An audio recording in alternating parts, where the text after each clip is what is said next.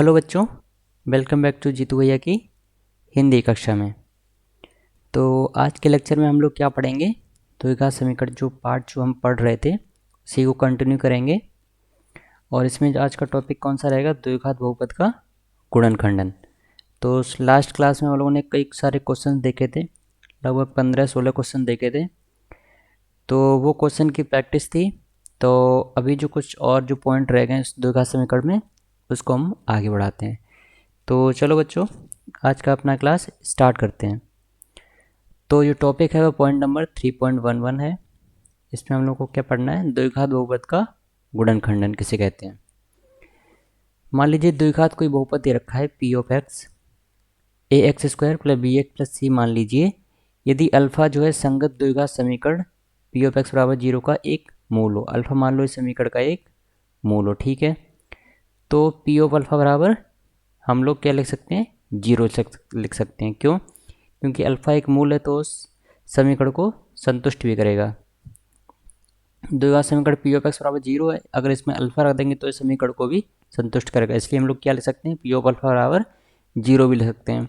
और तब गुणनखंड प्रमेय के अनुसार, जो गुणनखंड प्रमेय के अनुसार जो बनेगा एक्स माइनस अल्फा जो है बहुपद पी ऑफ एक्स का एक गुणनखंड होता है। जैसे हम लोग गुणनखंड करते हैं x minus alpha x minus beta, उसी प्रकार एक्स माइनस अल्फा जो है इस कंडीशन में इस द्विघात बहुपद का क्या होगा, एक गुणनखंड भी होगा। किसका? पी ऑफ एक्स का।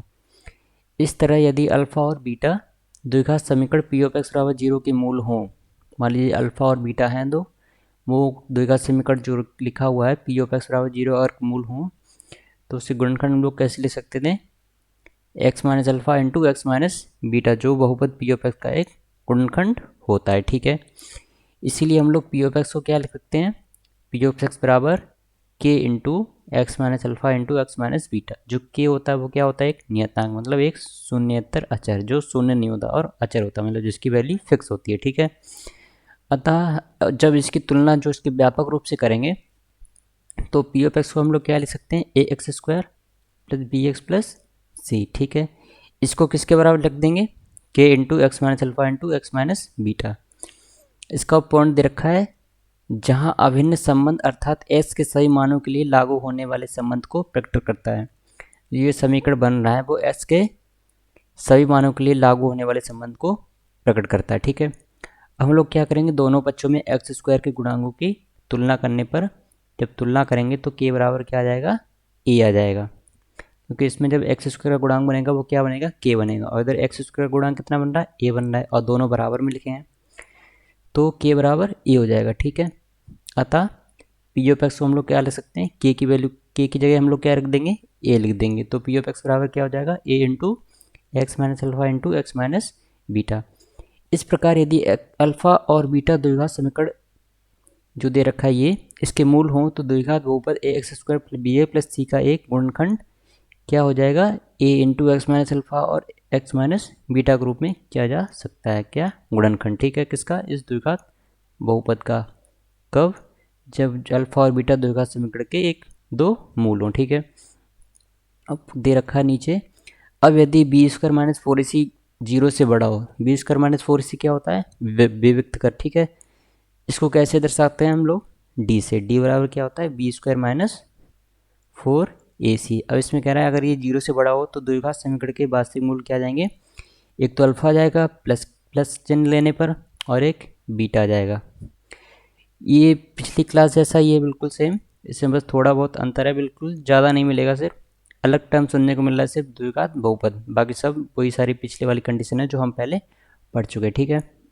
ये होते हैं। और द्विघात बहुपद a x square plus b x plus c का एक गुणनखंड a into x minus alpha into x minus beta है। यदि विशेष स्थिति में अगर डी बराबर 0 आ जाता है तो अल्फा बराबर बीटा आता है, जिसकी वैल्यू कितनी आ जाती है, माइनस बी बटा ए। हम लोग ये पिछली क्लास में देख चुके हैं। और a into x plus b upon 2a बराबर होल स्क्वायर हो जाता है, ठीक है। और अगर डी जो है अगर 0 से छोटा है तो द्विघात बहुपद का गुणनखंड दो रैखिक बहुपदों के गुणनफल जैसे हम लिखते हैं L X plus M into P of X plus Q के रूप में, इस गुणनखंड के रूप में हम लोग नहीं कर सकते, ठीक है, क्योंकि वास्तविक मूल नहीं आएंगे। इसलिए रैखिक बहुपदों के गुणनफल के रूप में नहीं किया जा सकता है, जहाँ एल एम पी और क्यू क्या दर्शा रहे हैं, वास्तविक संख्याएं हैं। क्योंकि यदि गुणनखंडन करना संभव होता तो द्विघात समीकरण ax² + bx + c = 0 को इस फॉर्म में हम लोग लिखा जा सकता था, जिससे हम एक बार इसको 0 रख देते और दूसरे वाले को 0 रख के हम लोग क्या प्राप्त कर सकते थे, इसके दो वास्तविक मूल प्राप्त कर सकते थे, अल्फा और बीटा। लेकिन यहाँ पे क्या है, डी जो है वो 0 से छोटा है, परंतु ऐसा संभव नहीं होगा क्योंकि डी छोटा है, क्योंकि डी जो है वो छोटा है, यहाँ पे कंडीशन दे रखी है। तब द्विघात समीकरण के मूल वास्तविक नहीं हो सकते हैं, जैसा कि पिछले प्रश्न में दिखाया गया है। ठीक है, मतलब पहले हम लोग पढ़ चुके हैं। कैसी कंडीशन, 3 कंडीशन पढ़ी थी हम लोगों ने, डी 0 से बड़ा हो, डी 0 हो और डी << 0। ठीक है, ये तीनों कंडीशन हमने पहले पढ़ चुके हैं। ठीक है, तो ये टॉपिक था किससे संबंधित, द्विघात बहुपदों के गुणनखंडन से संबंधित। ठीक है, अब आगे चलते हैं। इसमें आगे कह रहा है कि इस तरह हम देखते हैं कि ax² + bx + c को वास्तविक गुणांकों वाले रैखिक गुणनखंडों के गुणनफल के रूप में केवल तभी व्यक्त किया जा सकता है जब d क्या हो, 0 या 0 से बड़ा हो। जब 0 या 0 से बड़ा आएगा d, तभी द्विघात बहुपद को वास्तविक गुणांकों वाले रैखिक गुणनखंडों के गुणनफल के रूप में हम लोग व्यक्त कर सकते हैं। ठीक है, तो उस कंडीशन में हम इसको जब रैखिक गुणनखंड और गुणनफल के रूप में लिखेंगे तो क्या बन जाएगा, ये a into x minus alpha into x minus beta, ये क्या है, इसके रैखिक गुणनखंड, ठीक है, का गुणनफल है। ठीक है, तो यहाँ से एक बार अल्फा आ जाएगा और एक बार बीटा आ जाएगा। अल्फा कब आ जाएगा, मान लो प्लस चिन्ह को हल करेंगे तो, और बीटा क्या आएगा जब यहाँ पे हम लोग माइनस चिन्ह लेके हल करेंगे। ठीक है, इसलिए अल्फा और बीटा बहुपद जो है वो इस द्विघात बहुपद के शून्यक हैं। शून्य किसे कहते हैं, जब इसको बराबर 0 रखने पे हल आता है। ठीक है, क्योंकि एक बार x माइनस अल्फा को क्या रखेंगे 0, और एक बार x माइनस बीटा को क्या रखेंगे 0, तो ये क्या आ जाएंगे, इसके दो शून्य हो जाएंगे। ठीक है, ये समझ में आ गया। और ये थी कुछ इसकी परिभाषा। अब हम चलते हैं इसके क्वेश्चन की तरफ कि ये कहना क्या चाह रहा है। तो हम लोग स्टार्ट करते हैं क्वेश्चन नंबर फर्स्ट से। बिल्कुल सेम क्वेश्चन है, कुछ ज़्यादा अंतर नहीं है, जो हम लोग पहले पढ़ चुके हैं बिल्कुल वैसा ही। ठीक है, ये टॉपिक कुछ ज़्यादा इसमें अंतर नहीं है। तो इसका पहला एग्जांपल दे रखा है कि इस द्विघात समीकरण दे रखा है, इसका गुणनखंडन कीजिए। ठीक है, तो गुणनखंड करने के लिए हम लोग क्या निकालेंगे, पहले हम लोग चेक करेंगे कि इसका विभक्त कर धनात्मक या 0 आ रहा है कि नहीं। अगर नहीं आएगा तो सीधे हम लिख देंगे कि इसके कोई भी गुणनखंड नहीं होंगे, क्योंकि इसका d 0 से कम आ रहा है। ठीक है, अगर बड़ा आ जाएगा तो उसके गुणनखंड करेंगे, अगर छोटा आ जाएगा तो उसके गुणनखंड नहीं बनेंगे। ठीक है, तो यहाँ से जब d की वैल्यू निकाली, a b और c की वैल्यू पुट करके, तो ये 8 आ गया। 8 क्या है, 0 से बड़ा आ रहा है, इसलिए गुणनखंड वास्तविक रैखिक गुणनखंडों में होगा। इसलिए जो गुणनखंडन होगा वो वास्तविक रैखिक गुणनखंडों में होगा। जैसे कि यहाँ से अल्फा क्या आ जाएगा, एक बार प्लस लेके हल कर देते हैं। जो हमने दराचार का सूत्र देखा था, x बराबर -b plus minus √b² - 4ac/2a। तो जब इसके वास्तविक रैखिक गुणनखंड करेंगे तो एक बार प्लस लेके हल करेंगे तो वो अल्फ़ा बन जाएगा, ये अल्फ़ा हो जाएगा, और एक बार माइनस चिन्ह लेके तो ये बीटा बन जाएगा। ठीक है, तो सारी वैल्यू जब पुट करेंगे ए बी सी की, यहाँ की ए की वैल्यू तो 1 आ रही है, और बी की वैल्यू 4 और सी की वैल्यू 2, तो इन सभी को इसमें रखेंगे तो अल्फ़ा तो ये आ जाएगा, और बीटा कितना आ जाएगा, ये आ जाएगा। इसको जो और निम्नतम पद में हल करेंगे तो अल्फ़ा आ जाएगा -2 + √2, और बीटा आ जाएगा -2 और -√2। ठीक है, ये तो अल्फ़ा और बीटा आ गए। अब इसको रैखिक गुणनफल के रूप में कैसे लिखेंगे, तो इसका गुणनखंड क्या बन जाएगा, गुणनखंड क्या बन जाता है, x minus alpha into x minus beta बराबर 0। अल्फ़ा क्या है, ये पूरा, बीटा क्या है, ये, तो x माइनस अल्फ़ा बन गया x minus alpha into x minus beta, ऐसे लिख लो, या फिर इस माइनस चिन्ह का अंदर गुणा करके हम लोग ऐसे भी इसको लिख सकते हैं। ठीक है, तो ये था इसका क्वेश्चन नंबर 1। ईजी था क्वेश्चन, ज़्यादा कुछ कठिन नहीं था। तो ये क्वेश्चन आप लोगों की समझ में आ गया होगा। अब हम लोग चलते हैं क्वेश्चन नंबर 2 की तरफ। क्वेश्चन नंबर 2 क्या कह रहा है कि समीकरण c x square plus b x plus a बराबर 0 को श्रीधराचार्य विधि से हल कीजिए। श्रीधराचार्य फॉर्मूला कौन सा होता है, वही होता है कौन सा, एक्स बराबर minus B plus minus under root B square minus 4ac upon 2a। ठीक है, यही होता है श्रीधराचार्य का फॉर्मूला। तो इसमें जब सारी वैल्यू रख देंगे ए बी और सी की, तो एक्स की जो एक्स बराबर आएगा वही क्या बन जाएगा इसका आंसर। ठीक है, श्रीधराचार्य विधि से हल कीजिए। तो यहाँ से मान लीजिए समीकरण ये दे रखा है, इसको हम समीकरण इससे जब तुलना करेंगे तो ए की वैल्यू ये आ रही, बी की वैल्यू हो, सी की वैल्यू ये, तो हल करेंगे तो ये पूरा बन जाएगा, श्रीधराचार्य सूत्र ही बन जाएगा पूरा। ठीक है, क्योंकि इसमें वही वैल्यू दे रखी है जो हम लोग फॉर्मूले में निकालते हैं सीधा सीधा। ठीक है, तो क्वेश्चन नंबर 2 भी हम लोगों ने कंप्लीट कर लिया, ये भी समझ में आ गया होगा आप लोगों को। क्वेश्चन नंबर 3 की तरफ चलते हैं। इसमें कह रहा है कि ज्ञात कीजिए कि द्विघात बहुपद 2x square minus 5x plus 7 का गुणनखंडन वास्तविक रैखिक गुणनखंडों में किया जा सकता है या नहीं। मतलब इस समीकरण का गुणनखंडन जो है वो वास्तविक रैखिक गुणनखंडों में किया जा सकता है या नहीं। तो वास्तविक रैखिक गुणनखंड सुन के आप लोग कन्फ्यूज मत होना। ठीक है, ये कब होता है, जब डी और डी की वैल्यू जो है 0 या 0 से बड़ी आती है, तभी हम लोग क्या करते हैं उसके गुणनखंड कर सकते हैं। तो इसका मतलब वही है। ठीक है, तो हम लोग डी की वैल्यू चेक करेंगे। यहाँ से जब डी की वैल्यू निकालेंगे तो डी की वैल्यू आएगी -31, जो क्या है 0 से छोटी है। तो 0 से छोटी है तो हम लोग लिख देंगे, क्योंकि विभक्त का ऋणात्मक है इसलिए इस द्विघात बहुपद का गुणनखंड वास्तविक रैखिक गुणनखंडों में नहीं किया जा सकता है। ठीक है, क्वेश्चन नंबर 3 भी हम लोगों ने कंप्लीट कर लिया। अब चलते हैं क्वेश्चन नंबर 4। क्वेश्चन नंबर 4 है कि p के उन मानों को ज्ञात कीजिए जिनके लिए द्विघात बहुपद 2x square plus 6x plus P का गुणनखंडन जो है वो वास्तविक रैखिक गुणनखंडों के गुणनफल के रूप में किया जा सकता है। मतलब कंडीशन पहले ही दे रखी है कि किया जा सकता है, तो ऐसे ही p के मान निकालो जब इसका गुणनखंड किया जा सकता हो। ठीक है, तो हम लोग d की वैल्यू निकालेंगे विभक्त कर, d बराबर B square minus 4ac, A B और सी की वैल्यू इसमें रख देंगे तो वो याद दो बी स्क्वायर माइनस 4ac की वैल्यू आएगी 36 माइनस 8p। इसमें कह रहा है कि गुणनफल के रूप में किया जा सकता है, यानी कि ये वैल्यू क्या है 0 या 0 से बड़ी होनी चाहिए, तभी क्या है इसके गुणनफल के रूप में किया जा सकता है। ठीक है, तो इसकी वैल्यू को हम लोग क्या रख देंगे 0 या 0 से बड़ा होना चाहिए, यानी कि ये क्या है d है और d की वैल्यू 0 या 0 से बड़ी होगी। तो ये 36 इधर जाएगा माइनस का हो जाएगा, तो ये बन जाएगा माइनस का 8p greater than equal to minus का 36। और जब माइनस चिन्ह एक दूसरे से कैंसिल होता है तो चिन्ह इसका बदल जाता है। पहले इधर इसका ये बड़ा था, अब ये छोटा चिन्ह बन जाएगा इधर। इसको जब हल करेंगे 8 से 36 कट जाएगा, इसके बटे में जाएगा तो ये बन जाएगा p less than equal to 9/2।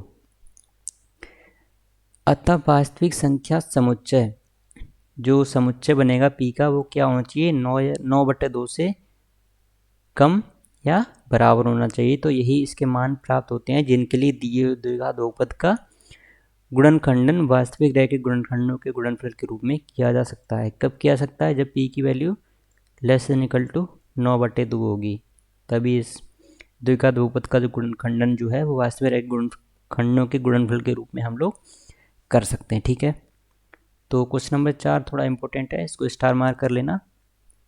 I hope कि ये क्वेश्चन भी आप लोगों के समझ में आ गया होगा। अब हम लोग चलते हैं क्वेश्चन नंबर 1, 2 और 3। ये एक तरीके से एक्सरसाइज है, इसको हम लोग सॉल्व करेंगे। तो अभी तक पिछली क्लास में जितना ही पढ़ा है उनसे संबंधित और अभी जो ऊपर लेक्चर पढ़ा है उससे भी संबंधित इसमें क्वेश्चन दे रखे हैं। तो जो इसका पहला क्वेश्चन है वो जस्ट इसके जो ऊपर टॉपिक पढ़ा है उसी से संबंधित है। ज्ञात कीजिए कि निम्नलिखित द्विघात बहुपदों में किन किन बहुपदों का गुणनखंडन वास्तविक रैखिक गुणनखंडों के गुणनफल के रूप में किया जा सकता है। तो इसको सॉल्व करने के लिए सबसे पहले हम लोग क्या निकालेंगे, इसका विभक्त कर। तो इसका जो फर्स्ट पार्ट ले रहे हैं हम लोग, इसका क्वेश्चन नंबर 1 का फर्स्ट पार्ट, इसमें द्विघात समीकरण दे रखा है x square plus x plus 1 बराबर 0। तो इसका डी निकालेंगे, डी बराबर बी स्क्वायर, बी की वैल्यू 1 है, 1 का स्क्वायर 1 ही रहेगा, माइनस 4ac, यानी कि 4 इंटू 1 इंटू 1 तो यही बनेगा। तो डी की वैल्यू क्या आ गई, निगेटिव आ गई। तो हम लोग साफ साफ लिख देंगे कि जो फर्स्ट क्वेश्चन का जो फर्स्ट पार्ट है इसका जो है विविक्त का ऋणात्मक आ रहा है, अतः इसके बहुपद के गुणनखंडों को वास्तविक रैखिक गुणनखंडों के गुणनफल के रूप में हम लोग नहीं ले सकते हैं। ठीक है, तो ये फर्स्ट पार्ट कर लिया। इसी तरीके से सेकंड पार्ट कर लेंगे, इसका डी चेक करेंगे, डी बराबर आ जाएगा इसका बी स्क्वायर यानी कि 36 माइनस 16, ये बन जाएगा 20, जो क्या आ रहा है 0 से बड़ा। जब 0 से बड़ा आ रहा है तो इसके गुणनखंड हम लोग कर सकते हैं। ठीक है, गुणनखंड कैसे करेंगे, x बराबर minus B plus minus under root B square minus 4ac upon 2a। यहाँ से s की वैल्यू 2 आएंगी, एक बार प्लस से सॉल्व करने पे, एक बार माइनस से सॉल्व करने पे, यानी कि अल्फ़ा और बीटा आएंगे। ठीक है, तो उन अल्फ़ा बीटा को किस में रख देंगे, x minus alpha into x minus beta, यही क्या होंगे उसके गुणनखंड होंगे। ठीक है, तो क्वेश्चन नंबर 2 भी हम लोग कर लेंगे। उसी तरीके से क्वेश्चन नंबर 3 है। ठीक है, तो क्वेश्चन नंबर इस थर्ड पार्ट जो है एक तरीके से आप लोगों के लिए है, ये सॉल्व करना और इसका आंसर कहाँ लिखना है, कमेंट बॉक्स में। तो ये क्वेश्चन नंबर फर्स्ट भी कर लिया। अब क्वेश्चन नंबर 2 क्या कह रहा है, क्वेश्चन नंबर 2 में पूछ रहा है कि निम्नलिखित द्विघात बहुपदों के में p के वे मान ज्ञात कीजिए जिनके लिए बहुपदों के वास्तविक रैखिक गुणनखंड हो। यानी कि इसमें ये नहीं कहा है कि गुणनखंड हो या चाहे ना हो, इसमें पहली कंडीशन दे रखी है कि p के ऐसे मान ज्ञात करो कि गुणनखंड होने ही होने हैं। ठीक है, तो इसका फर्स्ट पार्ट लेते हैं हम लोग। फर्स्ट पार्ट जो क्वेश्चन दे रखा है समीकरण द्विघात, वह है P x square minus 2x plus 2 बराबर 0। ठीक है,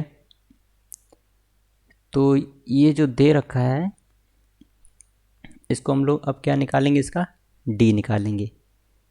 d की वैल्यू क्या आ जाएगी, d की वैल्यू आएगी बी स्क्वायर, यानी कि माइनस 2 का स्क्वायर कितना बन जाएगा 4 और माइनस 4 इंटू पी इंटू 2, तो d बराबर 4 माइनस 8p। अब ये कह रहा है कि p की वे मान ज्ञात कीजिए जिनके लिए बहुपद के वास्तविक रैखिक गुणनखंड हो, यानी कि इसके गुणनखंड होने चाहिए। तो उस कंडीशन में हम लोग क्या करेंगे, तो उस कंडीशन में हम लोग करेंगे कि इसकी वैल्यू जो d है उसका मान क्या रख देंगे हम लोग, 0 या 0 से बड़ा, 0 या 0 से बड़ा। तो इसको जब हल करेंगे तो 4 greater than equal to 8p, और यहाँ से इसको ऐसे भी लिख सकते हैं 8p लेस देन 4, इससे कट जाएगा तो p less than equal to 1/2, यानी कि p की वैल्यू या तो 1/2 होनी चाहिए या 1/2 से छोटी आएगी, तभी क्या होंगे इस जो द्विघात समीकरण के, ये द्विघात समीकरण जो रखा है इस बहुपद के वास्तविक रैखिक गुणनखंड संभव होंगे। तो ठीक है, हमको सिर्फ क्या निकालना है, p के मान निकालने हैं। तो p का मान क्या आ गया, लेस देन इक्वल टू 1/2, ये पहला पार्ट हो गया।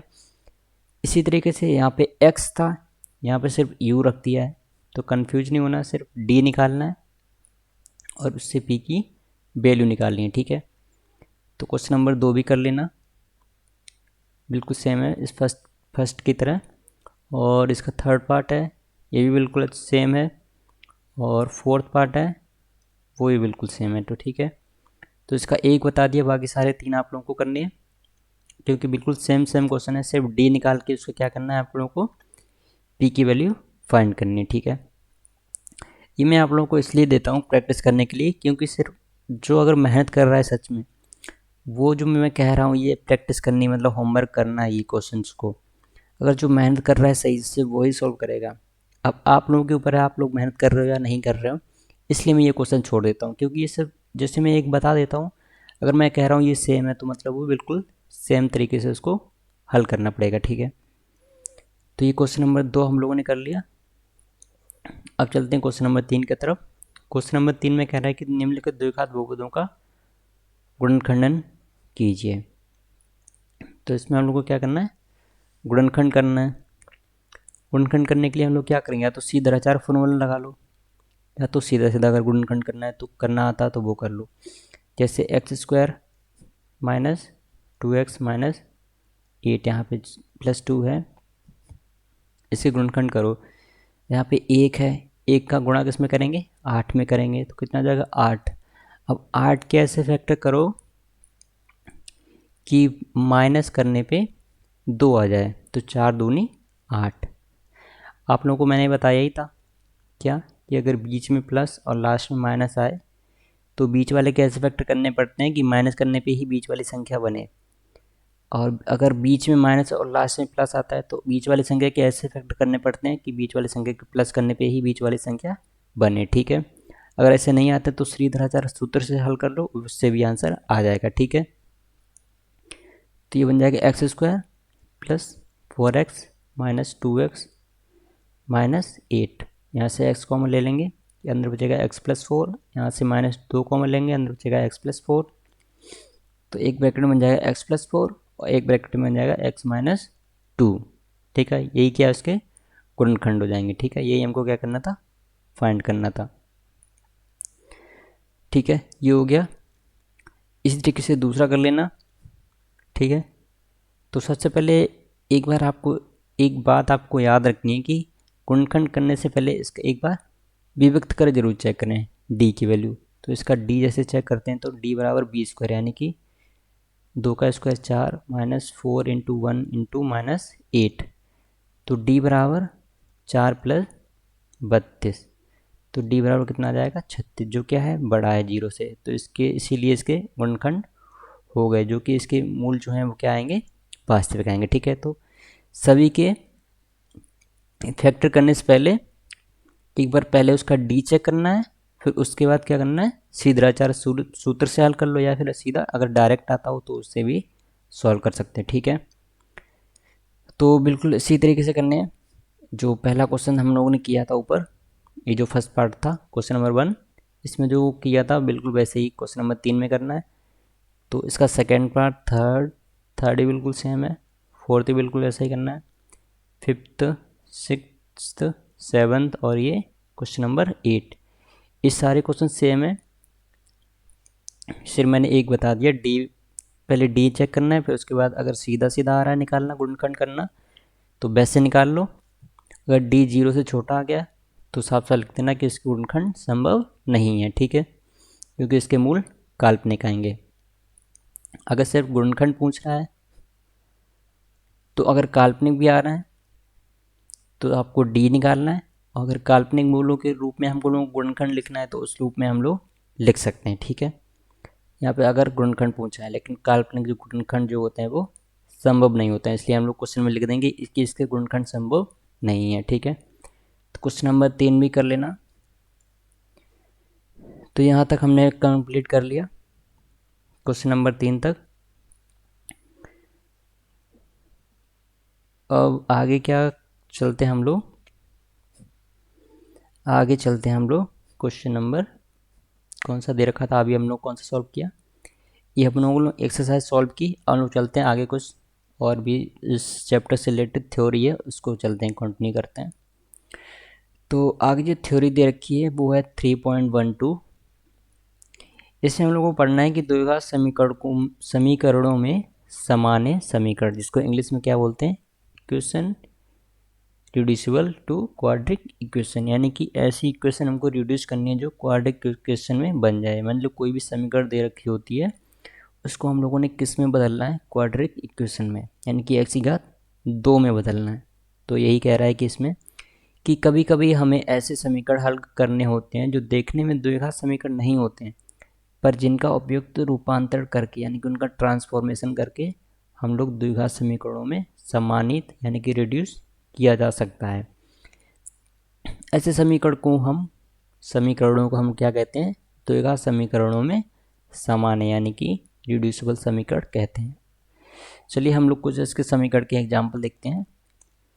तो इसका जो एग्जाम्पल नंबर 1 दे रखा है, समीकरण दे रखा है 2z⁴ माइनस 5z² प्लस 3 बराबर 0 को हमको क्या करना है, हल करना है। ठीक है, इसको हम लोगों को किससे सॉल्व करना है, इस वाले से सॉल्व करना है, equation reducible to quadratic equation, यानी कि द्विघात समीकरणों में सामान्य समीकरण द्वारा हल करना है। ठीक है, तो इसमें जेड की पावर क्या दे रखी है, 4 वाला बहुपद है। तो यह द्विघात समीकरण में तो है नहीं, क्योंकि इस समीकरण में जेड केवल समघात है। जेड क्या है, केवल समघात है, सिर्फ इवन पावर आ रही है जेड की, यानी कि 4 आ रही है, 2 आ रही है। तो अब हम लोग क्या करेंगे, अब हम लोग करेंगे कि इस जेड को एक्स से प्रतिस्थापित करेंगे। हम लोग को द्विघात समीकरण में इसमें लाना है। तो हम लोग मान लो कोई वैल्यू मान लिया हम लोगों ने एक्स, यहाँ पे एक्स बराबर हम लोगों ने मान लिया जेड स्क्वायर, क्योंकि जेड की बराबर 4 है। तो द्विघात समीकरण में जो पहला गुणांक बनता है वो क्या बनता है, एक्स स्क्वायर। तब इसका एक्स स्क्वायर जब करेंगे तो वो बनेगा जेड की पावर 4, इसलिए हमने एक्स को क्या माना, जेड स्क्वायर। ठीक है, तो इसलिए हम एक्स बराबर जेड इसको प्रतिस्थापित कर सकते हैं। प्रतिस्थापित करने पर दिया हो समीकरण निम्न रूप में सामान्य हो जाता है। किस रूप में बन जाएगा समीकरण, 2x² माइनस 5x प्लस 3 बराबर 0। ये बन गया हमारा नया समीकरण। इसको मान लो हम लोग 1 नंबर दे देते हैं। अब हम लोग सिर्फ वैसे सॉल्व करते हैं जैसे द्विघात समीकरण हल कर रहे हैं। सीधा फॉर्मूला लगाया, पहले इसका डी चेक कर लेंगे। डी बराबर b² यानी कि 25 माइनस 4ac यानी कि 24। डी बराबर आ जाएगा 1, जो 0 से बड़ा है, अतः हम लोग इसे क्या कर सकते हैं, गुणनखंड कर सकते हैं। ठीक है, जो वास्तविक आएंगे ये वास्तविक मूल्य देगा। तो सिद्धाचार सूत्र से हम लोग जब हल करेंगे तो x बराबर minus B plus minus under root b² minus 4ac upon 2a। यहाँ से इसकी वैल्यू जब निकालेंगे ये आएगी। अब इसको एक बार प्लस से हल कर लो, एक बार माइनस रख के हल करो। जब प्लस से हल करेंगे तो ऊपर आएगा तो x बराबर 3/2, और जब माइनस से हल करेंगे तो x बराबर आएगा 1। ठीक है, तो एक बार आ गया x बराबर 3/2 और एक बार आ गया x बराबर 1, लेकिन हमको किस x में वैल्यू नहीं चाहिए। जो असली जो समीकरण था वो z में था। अब हमने x बराबर जो z² माना था, हम लोग इसकी वैल्यू निकालेंगे z की। तो z बराबर x², मतलब एक बार प्लस लेके हल करेंगे z² की। जब x की वैल्यू जब प्लस लेके हल की थी तो वो क्या आई थी, 3/2। यहाँ पे 3/2 का क्या करना है, यहाँ पे z² है तो x की वैल्यू रख देंगे 3/2। तो z बराबर क्या आ जाएगा, इधर स्क्वायर है इधर जाएगा तो अंडर रूट बन जाएगा, तो प्लस माइनस अंडर रूट 3/2। ठीक है, एक तो वैल्यू ये आ जाएगी और दूसरी वैल्यू क्या आ जाएगी, दूसरी वैल्यू आएगी z² बराबर 1, यानी कि z बराबर प्लस माइनस अंडर रूट 1 लिख लो या 1 लिख लो। ठीक है, तो ये फॉर्मूला आ गया। तो यही यहाँ पे कह रहा है कि अब हम लोग x बराबर z² को प्रतिस्थापित करने पर हमें z² बराबर 3/2 या z² बराबर 1 प्राप्त होता है, जिससे कि हमें z में दिए हुए समीकरण के हल क्या मिल जाते हैं, z बराबर प्लस माइनस √3 और z बराबर प्लस माइनस 1। यही क्या होंगे, ऊपर दिए हुए समीकरण के हल होंगे। ठीक है, कितने हल आएंगे, z के बराबर 4 है तो अधिकतम से अधिक कितने आ सकते हैं, मूल 4 आएंगे। 4 आ रहे हैं, एक बार प्लस का √3/2 आएगा, एक बार माइनस का √3/2 आएगा, 2 हल ये हो गए, और एक बार z बराबर प्लस बनाएगा, एक z बराबर माइनस बनाएगा। तो टोटल कितने हल समझ आ जाएंगे, 4 आ जाएंगे। ठीक है, तो ये क्वेश्चन में आप लोगों के समझ में आ गया होगा। ये आप लोगों ने किस विधि से किया, प्रतिस्थापन विधि से। तो ये था एग्जाम्पल नंबर 1। इसी तरीके से एग्जाम्पल नंबर फर्स्ट का बी पार्ट है। इसमें समीकरण दे रखा है 4x बराबर 4 माइनस 45x² प्लस 81 बराबर 0। ये बिल्कुल सेम है, इसमें भी क्या करना है, इसमें हम लोग इसमें x दे रखा है x बराबर 4, तो ज़रूर नहीं कि हम लोग सिर्फ x ही माने, कुछ ही मान सकते हैं। मान लो हम लोग यहाँ पे मान लेंगे u बराबर x⁻2, क्योंकि जब u स्क्वायर करेंगे तो x⁻4 बन जाएगी। यहाँ पे u नहीं माना, यहाँ पे y माना है। ठीक है, यहाँ पे y माना है, तो चलो y लेके हल कर लेंगे। तो जब y लेके हल करेंगे तो ये बन जाएगा 4y² माइनस 45y प्लस 81 बराबर 0। यहाँ पे y माना है, y बराबर x², तो y² बराबर x⁻4। तो जहाँ जहाँ पे x² है वहाँ पे y पुट कर देंगे, रख देंगे, और जहाँ जहाँ पे x⁻4 लिखी है वहाँ पे क्या रख देंगे, y⁻2 रख देंगे। ठीक है, तो ये समीकरण बन जाएगा। जब ये समीकरण बन गया तो एक बार इसका विविक्त कर चेक करेंगे। तो इसका जब विविक्त कर चेक करेंगे तो क्या आएगा, पॉजिटिव ही आएगा। आप लोग चेक कर लेना, पॉजिटिव आएगा इसकी वैल्यू। तो इसको यहाँ पे धराचार सूत्र से हल करके नहीं दिखाया गया, सीधा सीधा गुणनखंड विधि से हल करके हुए दिखाया गया, सूत्र हल करके नहीं दिखाया गया है। अगर आप लोगों को कठिनाई लगे ऐसे सॉल्व करने में तो आप लोग कौन से सूत्र द्वारा हल भी कर सकते हैं इसको, ठीक है। तो जब यहाँ से इसको हल करेंगे तो इसके जो गुणनखंड बनेंगे वो क्या बनेगा, y minus 9 into 4y minus 9 बराबर 0, ठीक है। तो y बराबर 9 बराबर 0। तो एक बार हम लोग क्या करेंगे, y माइनस 9 बराबर 0 को हल करेंगे, यानी कि y बराबर कितना आ जाएगा 9। लेकिन हमको y नहीं चाहिए, किसकी फॉर्म में चाहिए आंसर, s की फॉर्म में। तो y बराबर एक्स स्क्वायर रख देंगे, एक्स स्क्वायर बराबर 9, तो x बराबर प्लस माइनस 3 आ जाएगा एक बार, यह यहाँ पे दिखाया गया है। और उसी तरीके से एक बार 4y माइनस 9 बराबर 0 को हल करने पे यहाँ से y की वैल्यू कितनी आ जाएगी, 9/4। लेकिन हमको y की टर्म में नहीं चाहिए, किसकी टर्म में चाहिए, आंसर s की टर्म में, क्योंकि जो ऊपर जो दे रखा है क्वेश्चन वो किस में दे रखा है, x में दे रखा है, तो आंसर भी x में निकालना होगा। तो यहाँ पे y की जगह क्या रख देंगे, एक्स स्क्वायर, क्योंकि हमने y को क्या माना था, एक्स स्क्वायर बराबर यहाँ पे कितना आ जाएगा 9/4। अब x बराबर यहाँ पे स्क्वायर है, जब इसका अंडर रूट लेंगे तो ये बन जाएगा प्लस माइनस 3/2। तो ये तो एक तो आ जाएगी x की वैल्यू प्लस माइनस 3/2 और दूसरी x की वैल्यू हो जाएगी प्लस माइनस 3। अतः जो इसके हल समझ हो जाएंगे क्या बन जाएंगे, प्लस माइनस 3 और प्लस माइनस 3/2, ठीक है। तो ये क्वेश्चन नंबर फर्स्ट का बी पार्ट भी हम लोगों ने हल कर लिया। अब हम लोग चलते हैं क्वेश्चन नंबर 2 की तरफ। क्वेश्चन नंबर 2 में कह रहा है कि z के वास्तविक मान ज्ञात कीजिए जो z की power 4 minus 2x square minus 3 बराबर 0 को संतुष्ट करते हैं, ठीक है। तो इसका हल देख लेते हैं हम लोग।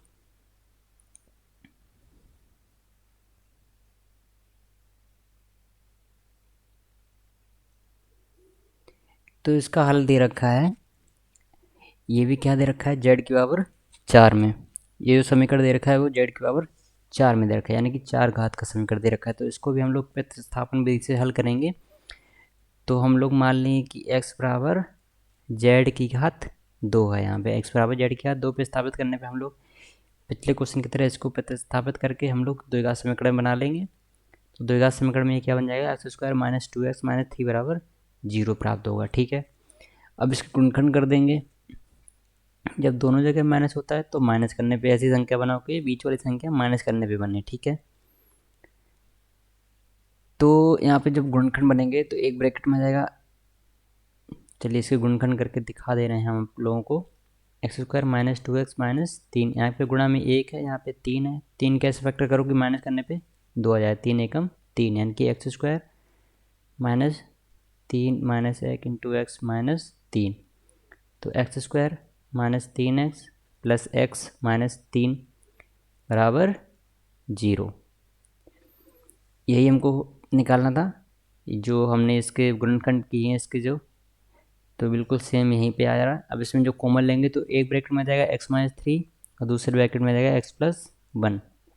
तो एक बार x बराबर 3 आ गया, एक बार x बराबर माइनस 1 आ गया, लेकिन हमको ऐसी फॉर्म में नहीं चाहिए, किसकी फॉर्म में चाहिए, z की फॉर्म में।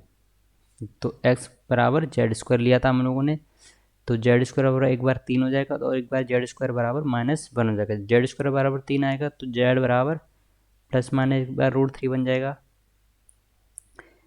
अतः जो दिए हुए समीकरण को संतुष्ट करते हैं, ठीक है। और जब जब जेड स्क्वायर बराबर -1 से जेड का कोई भी वास्तविक मान प्राप्त नहीं होगा, क्यों, क्योंकि जेड स्क्वायर बराबर क्या लिखा है -1, जब इधर जाएगा तो जेड बराबर √-1। ये क्या है, काल्पनिक संख्या, अंडर रूट के अंदर माइनस बन रहा है तो क्या होती है, काल्पनिक संख्या होती है। √-1 बराबर क्या होता है, इसको आयोटा भी लिख सकते हैं, कैसे, ऐसे आई बनाते हैं, आयोटा बोलते हैं इसको, ये काल्पनिक वैल्यू होती है, ठीक है।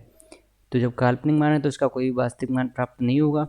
इस तरह से दिए हुए समीकरण को संतुष्ट करने वाले जेड के वास्तविक मान क्या होंगे, केवल 2 ही होंगे। जो वास्तविक मान होंगे वो कौन से होंगे, प्लस माइनस √3। तो क्वेश्चन नंबर 2 भी हम लोगों ने कंप्लीट कर लिया है, ये भी समझ में आ गया होगा आप लोगों को बच्चों। तो इसका जो हमने एग्जाम्पल नंबर 1 और 2 देखा, हमने उसमें जो समीकरण देखा वो क्या दे रखा था, एक्स ए जेड के बराबर 4 plus b z square plus c बराबर 0 के उदाहरण दिए हैं जिनमें जेड के केवल समघात के 4 घात वाले बहुपद हैं। ठीक है, 4 घात वाले बहुपद दे रखे, क्वेश्चन 1 में भी है, क्वेश्चन 2 में भी है। ये जो हमने क्वेश्चन नंबर 2 सॉल्व किया, क्वेश्चन इसका जो 1 था इसमें भी एक्स की घात 4 वाला समीकरण दिया होगा, इससे ऊपर वाला भी इसमें एक्स की घात 4 वाला समीकरण दिया हुआ होगा। तो वही वहाँ पे वो पॉइंट जो लिखा है यहाँ पे वो यही कह रहा है कि उदाहरण 1 और 2 में व्यापक रूप से समीकरण के दिए हुए जिनमें जेड की केवल समघात के 4 घात वाले बहुपद हैं, इस प्रकार हमने निम्न प्रकार के समीकरण का अध्ययन किया है। ठीक है, कौन कौन से प्रकार के हम लोगों को अध्ययन कर लिया। जो प्रकार बन रहा है वो कौन सा बन रहा है, ए जेड के बराबर 4 प्लस ए जेड स्क्वायर प्लस सी बराबर 0, एक तो हमने इसी पढ़ लिया। इस विधि में क्या करना पड़ता है, इस विधि को हल करने के लिए हम लोग एक्स बराबर जेड स्क्वायर को प्रतिस्थापित कर देते हैं, फिर हम लोग सिर्फ सीधे सीधे द्विघात समीकरण बन जाता है। अब द्विघात समीकरण को कैसे हल करना जानते हैं, हम लोग तो जानते हैं कि द्विघात समीकरण को कैसे हल किया जाता है। उसके बाद जो वैल्यू आती है एक्स की वैल्यू जो आती है, हमको एक्स की फॉर्म में नहीं चाहिए होता, जेड की फॉर्म में नहीं चाहिए होता, तो जेड स्क्वायर को एक्स की वैल्यू के रूप में लिख के हम लोग जेड का मान निकाल लेते हैं। ठीक है, तो एक प्रकार था। दूसरा प्रकार बनता है कि पी वाई प्लस क्यू बटे वाई बराबर आर आ जाए, ऐसा लिखा हुआ आ जाए अगर कोई क्वेश्चन में, तो प्रकार नंबर 2 में आता है। यहाँ पे कुछ थ्योरी लिखी है वो हम लोग देखते हैं। यहाँ हम देखते हैं कि क्योंकि समीकरण एक पद का हर बाई है, एक पद का हर या बाई बन रहा है यहाँ पे क्यू बटे बाई, तो एक पद का हर बाई है, अतः हमें बाई जो है वो 0 नहीं होना चाहिए कि उन वास्तविक मानों को ज्ञात करना होगा जो दिए हुए समीकरण को संतुष्ट करते हों। इस समीकरण के दोनों पक्षों को बाई से गुणा करके हमें इसके एक द्विघात समीकरण में समानित कर देते हैं। ठीक है, मतलब दोनों तरफ बाई से गुणा करके इसको हम इसे एक द्विघात समीकरण में समानित कर देते हैं, मतलब ट्रांसफॉर्मेशन कर देते हैं। इस प्रकार हमें समीकरण जो मिलता है वो क्या मिलता है, P Y square minus R Y plus Q बराबर 0 प्राप्त होता है। ठीक है, यह बाई में एक द्विघात समीकरण बन गया है। इस समीकरण का कोई भी शून्येतर हल दिए हुए समीकरण का हल होता है। ठीक है, एग्जाम्पल के रूप में देख लेते हैं। एग्जाम्पल नंबर 3 दे रखा है, उसी पे दे रखा है प्रकार नंबर 2 के बारे में। यहाँ पे समीकरण दे रखा है 2x प्लस 7 बटा एक्स बराबर 9 से x के मान ज्ञात कीजिए। तो यहाँ पे समीकरण 2 कौन सा, प्रकार नंबर 2 बन रहा है। तो जहाँ पे हम लोग यहाँ से जो पी क्यू की वैल्यू है वो हम लोग यहाँ से मैच कर लेंगे, कितनी कितनी बन रही है उससे तुलना करने पर पी की वैल्यू तो यहाँ पे 2 बन रही है क्योंकि यहाँ पे 2x है, यहाँ पे पी वाई है, ये बाई पे निर्भर कर रहा है, सिर्फ ये एक्स पे निर्भर कर रहा है। तो जो गुणांक है हम सिर्फ उनकी तुलना कर रहे हैं, तो पी का गुणांक यहाँ पे 2 बन रहा है, क्यू का गुणांक 7 बन रहा है और आर का गुणांक 9 है। तो दोनों बच्चों हम लोग क्या कर देंगे, एस का गुणा कर देंगे। तो जब एस का गुणा बन जाएगा, या फिर एलसीएम बोल सकते हो एक तरीके से, क्योंकि ये 2x प्लस 7 बटा एक्स बराबर 9 है, जब इसका एलसीएम लेंगे तो ये बन जाएगा 2x स्क्वायर प्लस 7 बटे एक्स बराबर 9। अब कैंची का गुणा कर देंगे, इधर का गुणा इधर गुणा, इधर का इधर गुणा, तो 2x स्क्वायर प्लस 7 बराबर 9x। यही यहाँ पे बन रहा है, यहाँ पे 9x को बदल जाएंगे तो माइनस 9x बन जाएगा प्लस 7, तो ये समीकरण बन रहा है यहाँ पे। ठीक है, अब ये द्विघात समीकरण बन गया। अब इसको द्विघात समीकरण को गुणनखंड करना तो हमको आता ही है। जब इसको हल करेंगे तो एक ब्रैकेट में आ जाएगा x माइनस 1, एक गुणनखंड बनेगा इसका x माइनस 1, दूसरा गुणनखंड बनेगा 2x माइनस 7। तो यही क्या आ जाएगा इसका आंसर, x की वैल्यू एक बार एक आ जाएगी 1 और दूसरी आएगी जाएगी कितनी 7 बटा 2। ठीक, क्योंकि हमने इसमें ना ही कुछ जोड़ा ना ही कुछ घटाया ना ही किसी को कुछ प्रतिस्थापित किया। ठीक है, सिर्फ एलसीएम लेके उसको सरल रूप में बना लिया, किसके रूप में, द्विघात समीकरण के रूप में वो दिखने लगे। जो x की वैल्यू आएंगी वही क्या होंगी, इसकी ओरिजिनल वास्तविक वैल्यू। ठीक है, तो क्वेश्चन नंबर 3 भी समझ में आ गया होगा, और ये प्रकार नंबर 1 और प्रकार नंबर 2 भी हम लोगों ने समझ ली। अब देखते हैं अगर क्वेश्चन नंबर और कैसे आए, प्रकार नंबर 3 से आए, मतलब क्वेश्चन किस रूप में लिखे हुए, ऐसे लिखे हुए कि वो किससे मैच करें, प्रकार नंबर 3 से। प्रकार नंबर 3 मतलब टाइप नंबर 3। अब हम ऐसे समीकरण लेंगे जिनमें एक करड़ी हो, जैसे कि अंडर रूट ए माइनस एक्स स्क्वायर बराबर बी एक्स प्लस सी। क्योंकि समीकरण में अंडर रूट ए माइनस एक्स स्क्वायर है, अतः हमें ऐसे हल करने होंगे जिनके लिए ए माइनस एक्स स्क्वायर यानी जो अंडर रूट की वैल्यू है वो कितनी आ जाए, अंदर जो वैल्यू है वो अंडर रूट के अंदर है। और अंडर रूट के अंदर अगर नेगेटिव वैल्यू आएगी तो उसका कोई महत्व नहीं है क्योंकि वो काल्पनिक हो जाएगी, तो ये वैल्यू जो है कितनी हो जाए, 0 या 0 से बड़ी होनी चाहिए। अर्थात जब इसको हल करेंगे तो यहाँ पे जब एक्स स्क्वायर को इधर ले जाएंगे तो प्लस, इधर माइनस का इधर तो प्लस बन जाएगा और चिन्ह इसका बदल जाएगा, तो एक्स स्क्वायर जो क्या होना चाहिए, ए से छोटा होना चाहिए। ठीक है, और यहाँ पे क्या लिखा हुआ है, और बाएं पक्ष में ग्रेटर देन 0 हो। अतः हमें ऐसे हल ज्ञात करने की आवश्यकता होती है जिनके लिए एक्स स्क्वायर जो वैल्यू है वो ए से छोटी होनी चाहिए और बी एक्स प्लस सी की वैल्यू जो है 0 या 0 से बड़ी होनी चाहिए। क्यों? क्योंकि अंडर रूट की जो इधर वाला मान है वो क्या आना चाहिए, 0 या 0 से बड़ा ही आएगा, क्योंकि नेगेटिव तो आ नहीं सकता, नेगेटिव आएगा तो काल्पनिक आ जाएगा। तो ये दो कंडीशन है। अब इसकी विधि क्या कहती है, विधि कहती है कि दोनों पक्षों का वर्ग करेंगे हम, तो वर्ग करेंगे तो ये बन जाएगा ए माइनस एक्स स्क्वायर, इधर वर्ग करेंगे और इधर वर्ग करेंगे तो ये बन जाएगा बी एक्स प्लस सी का होल स्क्वायर। इसको जब हल करेंगे तो ए प्लस बी का फॉर्मूला बन रहा है इसको एक तरीके से, तो इसको जब खोलेंगे तो ये प्राप्त होता है। इसे हम निम्नलिखित द्विघात समीकरण के रूप में लिख सकते हैं। इसको अब हम लोग किसके रूप में लिख सकते हैं, द्विघात समीकरण के रूप में। जो एक्स स्क्वायर के जो गुणांक है इसको इधर एक साइड लिख लेंगे और जो एक्स का गुणांक है उसको एक साथ लिख लेंगे और जो नियतांक है उसको, अचर जो वैल्यू है उसको एक साथ लिख लेंगे। तो यहाँ पे जो द्विघात समीकरण बनेगा वो बनेगा b square plus 1 into x square plus 2bc(x) plus c square minus a बराबर 0। ये क्या बन रहा है, अपना द्विघात एक समीकरण बन रहा है। ठीक है, इस द्विघात समीकरण के वे हल जिनके लिए एक्स स्क्वायर क्या है, ए से छोटा या बराबर है और बी एक्स प्लस सी क्या है, 0 या 0 से बड़ा हो, दिए हुए समीकरण के हल होते हैं। ठीक है, वो हल होते हैं जिनके लिए एक्स स्क्वायर की वैल्यू ए से छोटी हो और बी एक्स प्लस सी की वैल्यू 0 या 0 से बड़ी हो, तो वही द्विघात समीकरण के हल होते हैं। ठीक है, तो ये टाइप नंबर 3 था। जब इस प्रकार के क्वेश्चन आए तो उसकी क्या कंडीशन होती है हम लोगों ने समझ ली। अब हम चलते हैं इस कंडीशन की जो टाइप है, इससे रिलेटेड कंडीशन में हम लोग क्वेश्चन करते हैं। ठीक है, तो इसका एक क्वेश्चन नंबर है, क्वेश्चन नंबर 4, टाइप नंबर 3 से रिलेटेड है।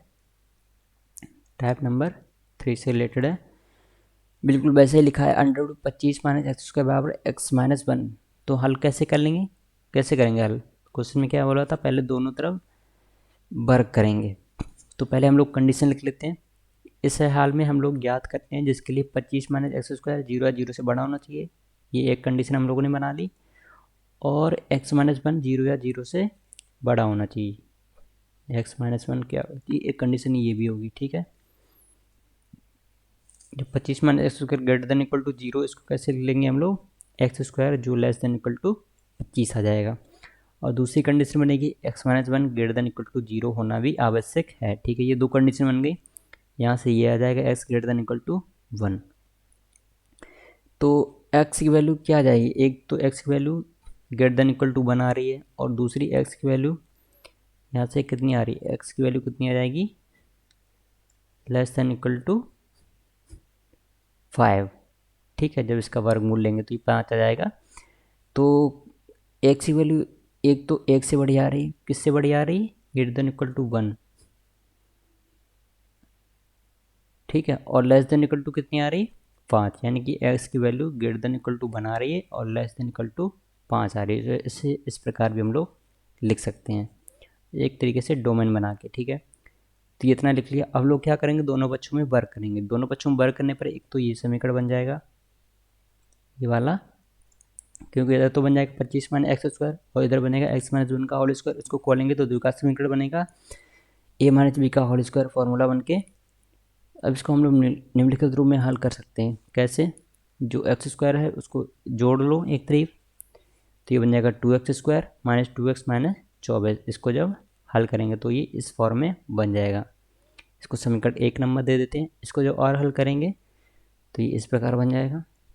अब इसे गुणनखंड करेंगे तो एक ब्रैकेट में आ जाएगा x माइनस 4 और दूसरा गुणनखंड क्या हो जाएगा, x प्लस 3 बराबर 0। ठीक है, तो एक बार इसको 0 लेके हल करेंगे, एक बार दूसरे को लेके 0 हल करेंगे। तो एक तो x की वैल्यू कितनी आ जाएगी, x माइनस जो आ जाएगा हम लोग को सॉल्व करके, वो एक तो x माइनस 4 बराबर 0 हल करेंगे तो x बराबर एक बार 4 आ जाएगा, और दूसरा x प्लस 3 बराबर 0 को हल करेंगे तो x बराबर माइनस 3 आ जाएगा। ठीक है, x बराबर 4 और x बराबर माइनस 3, क्योंकि हमें अब हम लोग को रेंज भी फाइंड करनी है, जो कंडीशन है उनको भी सेटिस्फाई करना होगा।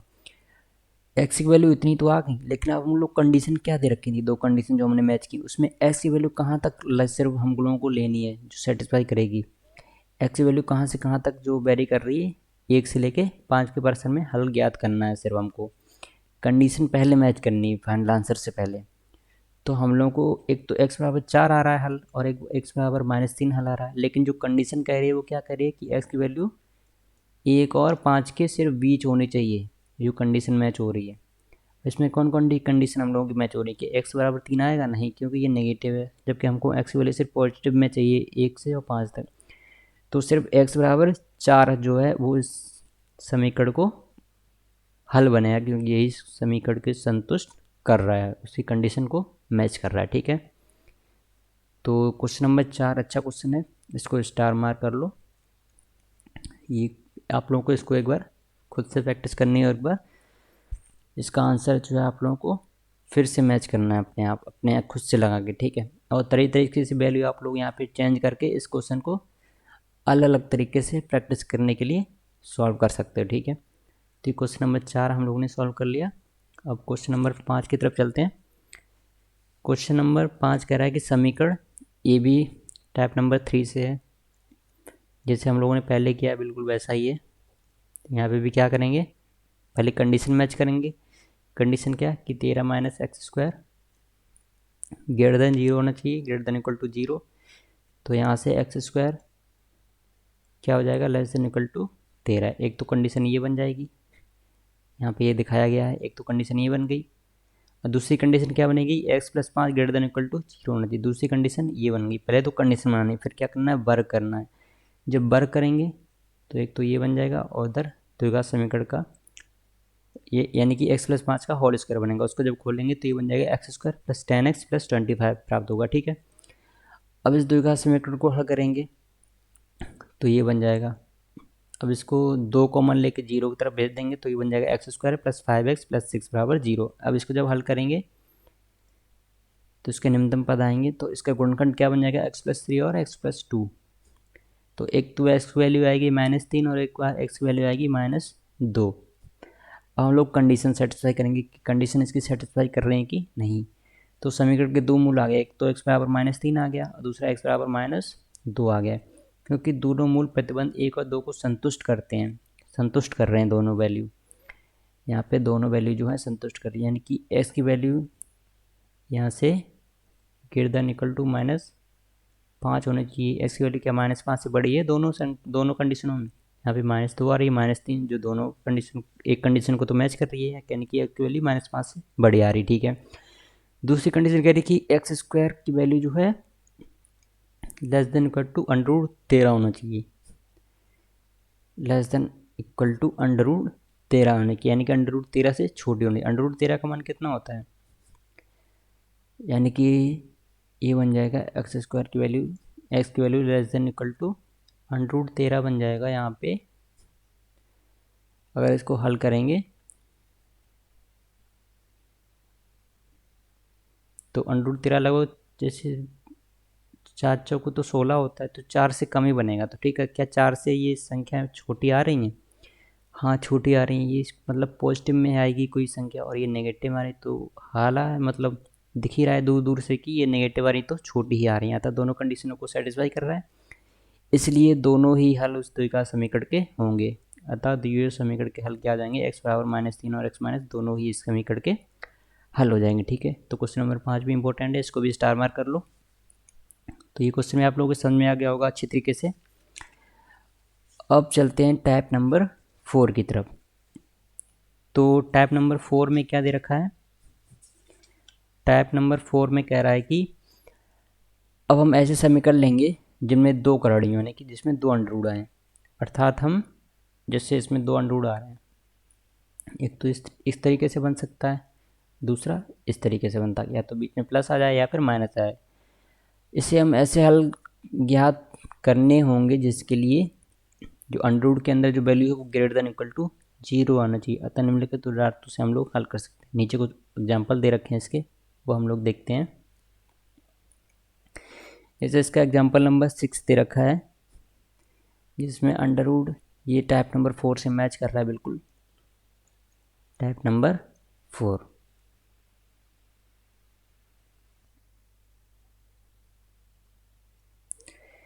तो क्वेश्चन नंबर 6 दे रखा है, under root 2x plus 9 minus under root X minus 4 minus 3 बराबर 0 को हल करना है।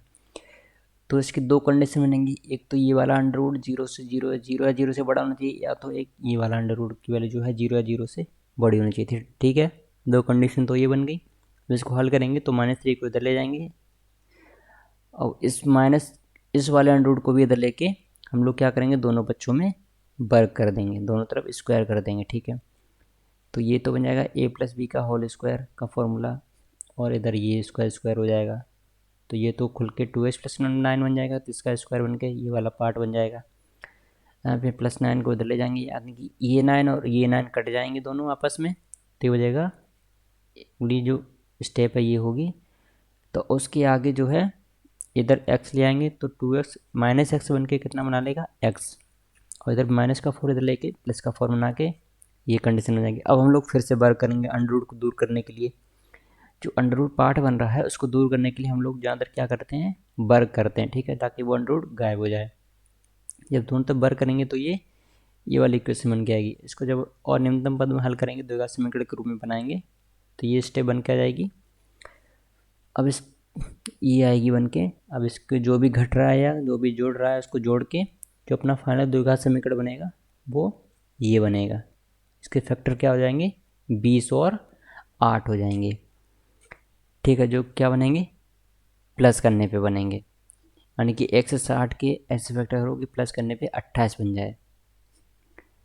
तो 20 8 कितना हो जाएंगे, 28 160। तो जब इसको और हल करेंगे तो इसके गुणनखंड क्या बन जाएंगे, x माइनस 20 और x माइनस 8 बराबर 0। इसको जब 0 के बराबर लेके हल करेंगे तो एक तो x की वैल्यू कितनी आ जाएगी, 8 आ जाएगी, एक x की वैल्यू आ जाएगी 20। अतः x के हल क्या हो जाएंगे, 8 और 20 हो जाएंगे। ठीक है, तो ये क्वेश्चन नंबर 3 था टाइप नंबर 4 से रिलेटेड। तो ये भी क्वेश्चन आप लोग को समझ में आ गया होगा, अच्छा क्वेश्चन था। हम लोग चलते हैं क्वेश्चन नंबर 7 की तरफ।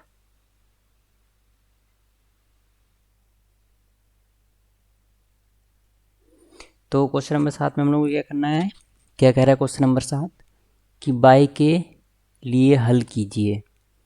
मतलब ये एक इक्वेशन दे रखी है टाइप नंबर 4 से रिलेटेड, ये बिल्कुल टाइप नंबर 4 से मैच कर रही है। तो आप लोगों को टाइप नंबर समझ में आना चाहिए क्वेश्चन देखते ही। ठीक है, क्वेश्चन देखते ही आप लोगों को टाइप समझ आना चाहिए कौन सी टाइप से, फिर उसी तरीके से आप लोग कंडीशन मैच करनी है। ठीक है, तो हम लोगों को किसके लिए सॉल्व करना है, y के लिए सॉल्व करना है। तो चलो इसको हल करते हैं। इसको सॉल्व करेंगे हम लोग, तो सॉल्व करने के लिए क्या कंडीशन होनी चाहिए, या तो y प्लस 6 जो है वो 0 या 0 से बड़ा होना चाहिए। कंडीशन नंबर y प्लस 6 क्या होना चाहिए, 0 या 0 से बड़ा होना चाहिए। और दूसरा y माइनस 1 भी क्या होना चाहिए, 0 या 0 से बड़ा। और तीसरी कंडीशन है कि y माइनस 9 भी क्या होना चाहिए, 0 या 0 से बड़ा। क्योंकि अंडर रूट के अंदर वैल्यू बन रही है तो 0 या 0 से ही बड़ी होनी चाहिए। अगर 0 या 0 से कम आ गई, अगर नेगेटिव में आ गई, तो ये क्या कहलाएंगी, काल्पनिक संख्याएं, काल्पनिक वैल्यू हो जाएंगी वो, तो जिसका कोई महत्व नहीं होता है। ठीक है, तो ये 3 कंडीशन बन रही है यहाँ पे। तो हम लोग इसको सॉल्व करने के लिए क्या करेंगे, दोनों तरफ वर्ग करेंगे। दोनों तरफ वर्ग करेंगे तो ये बन जाएगा under root by plus 6 minus under root by minus 1 का होल स्क्वायर बराबर, इसका वर्ग करेंगे तो ये बन जाएगा बाई माइनस 9। अब इसका जब स्क्वायर खोलेंगे तो ये बन जाएगा बाई प्लस 6 और प्लस बाई माइनस 1 और माइनस 2 इंटू ये बन जाएगा अंडर रूट बाई प्लस 6 और इंटू अंडर रूट में बाई माइनस 1 बराबर बाई माइनस 9। इसको जब ऑल हल करेंगे तो ये बन जाएगा 2y प्लस 5 माइनस 2। इस पूरे अंडर रूट को एक ही में लिख लेंगे तो ये बन जाएगा बाई प्लस 6।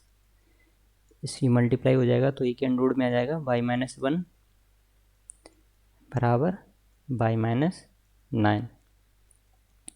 इसको जब हल करेंगे तो ये बन जाएगा माइनस का 2 ये अंडर रूट बाई प्लस 6 और बाई माइनस 1 बराबर ये बाई माइनस 9 माइनस 2y और माइनस का 5। जो इधर की वैल्यू है वो उधर ले गए हम लोग, ठीक है। अब आगे हल होगा इसका -2 ये अंडर रूट, इसकी वैल्यू खुल के क्या बन जाएंगी, ये दो का समीकरण बन जाएगा बाई स्क्वायर प्लस 5 माइनस 6 बराबर बन जाएगा माइनस का बाई और माइनस का 14। इसको ऑल हल करेंगे। अब हम लोग क्या करेंगे, अब हम लोग दोनों तरफ स्क्वायर कर देंगे। स्क्वायर करने से पहले इसको हम लोग माइनस लेके कॉमन यहाँ पे क्या ले लेंगे, बाई प्लस 14। यहाँ से माइनस कैंसिल होके क्या बन जाएगा, कैंसिल हो जाएगा। और दोनों तरफ फिर से क्या ले लेंगे, स्क्वायर ले लेंगे। यहाँ पे लिख लेंगे स्क्वायर लेने पर या वर्ग लेने पर, स्क्वायर लेने पर। तो ये बन जाएगा 4 अंदर बन जाएगा बाई स्क्वायर प्लस 5 माइनस 6 और ये बन जाएगा बाई स्क्वायर प्लस 196 प्लस 28 ठीक है।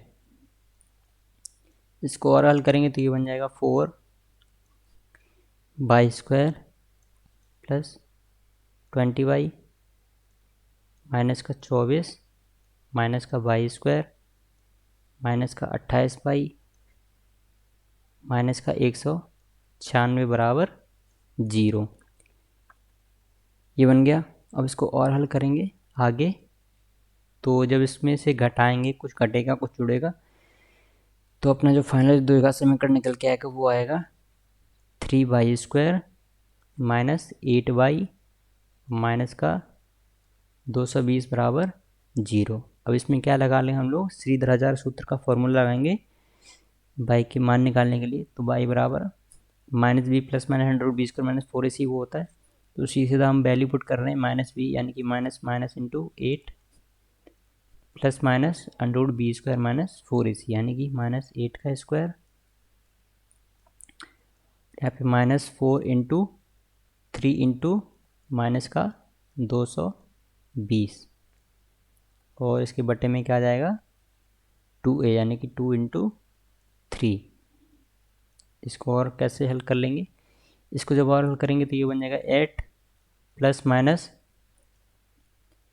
अंडर रूट 2704 बनेगा ये अंदर, ठीक है। इसको हल कर लेना तो ये इतना ही आएगा आंसर अंदर रूट के। इसको और निम्नतम पद में लिखेंगे तो ये बन जाएगा 8 प्लस माइनस और ये किसका अंडर रूट होता है, ये होता है 52 का बटे 6। एक बार इसको प्लस लेके हल करेंगे तो प्लस लेके हल करेंगे तो बन जाएगा 8 प्लस 52, ये प्लस लेके हल किया 52 डिवाइड बाई 6 तो इसका आंसर आएगा 60/6 यानी कि 10। और एक बार इसको जब नेगेटिव लेके हल करेंगे तो इसका आंसर आ जाएगा 8 माइनस 52 डिवाइड बाई 6 यानी कि माइनस का 44 डिवाइड बाई 6। इसकी वैल्यू कितनी आएगी, माइनस का 22/3, ठीक है।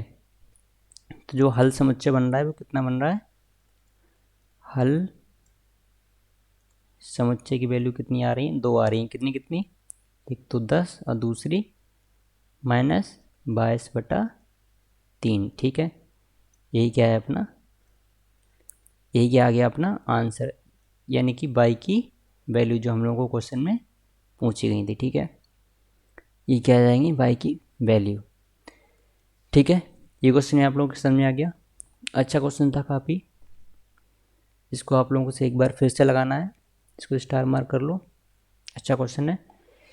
तो आज क्लास में हम लोगों ने देखा था क्या क्या देखा, कि कैसे द्विघात समीकरण को ट्रांसफॉर्मेशन द्वारा हल करते हैं और कैसे उनके टाइप हैं, type number 1, type number 2, type number 3 और टाइप नंबर 4। तो हम लोगों ने कहाँ तक देख लिया? टाइप नंबर 4 तक। और हम लोगों ने आज की क्लास में क्या पढ़ा? द्विघात बहुपदों का गुणनखंडन द्वारा पढ़ा कि उनके गुणनखंड कैसे करते हैं। ठीक है, तो आज की क्लास के लिए बस इतना ही। फिर मिलते हैं अगली क्लास में कुछ और टाइप के साथ। थोड़े और टाइप बचे हैं ये द्विघात समीकरण के, तो उनकी थ्योरी पढ़ेंगे और कुछ क्वेश्चंस लगाएंगे। तब तक आप लोग ये जो अभी तक पढ़ा है इन सब का रिवीजन करते रहिए और मेहनत करते रहिए। तो मिलते हैं अगली क्लास में, तब तक के लिए बाय बाय।